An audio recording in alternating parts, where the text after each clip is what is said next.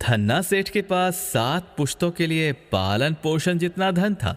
उसका व्यापार चारों तरफ फैला हुआ था, किंतु फिर भी उसका मन अशांत रहता था।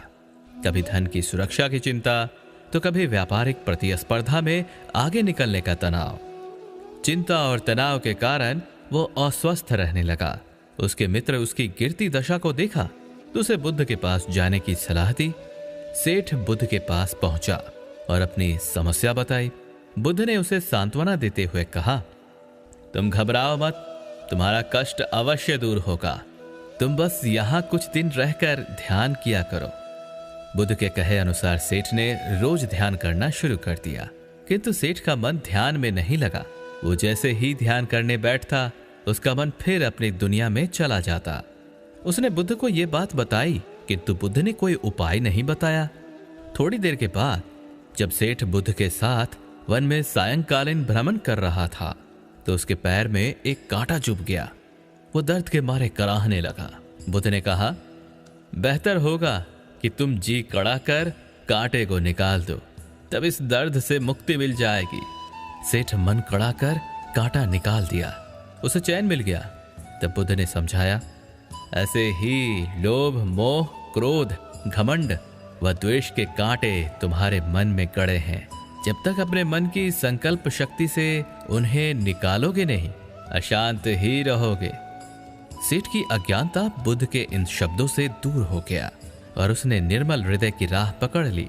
अपनी कुप्रवृत्तियों से मुक्ति के लिए संकल्पबद्धता अनिवार्य है। जब तक व्यक्ति दृढ़ निश्चय ना कर ले, वो अपनी गलत आदतों से मुक्त नहीं हो सकता। एक बार गौतम बुद्ध जब वन से गुजर रहे थे, तब एक राक्षसी हाथ में तलवार लेकर प्रकट हो गई और कहा, अरे बुद्ध, आज तुम्हारे प्रेम को मेरी घृणा के सामने झुकना ही पड़ेगा। आज तुम्हारे जीवन का अंतिम दिन है। बुद्ध ने मुस्कुराते हुए उत्तर दिया, मैं घृणा, उपहास और द्वेष के आगे नतमस्तक नहीं होऊंगा। मैं निंदा, प्रशंसा अथवा उपहास किसी से भी प्रभावित नहीं होता। तुम मुझसे इतनी घृणा करती हो, पर मैं तो तुमसे भी प्रेम करता हूं। राक्षसी ने पूछा, तुम मुझसे प्रेम क्यों करते हो? बुद्ध बोले, मैं तुम में माँ का रूप देख रहा हूं, और माँ तो प्रेम का रूप होती है, उसमें हिंसा हो ही नहीं सकती।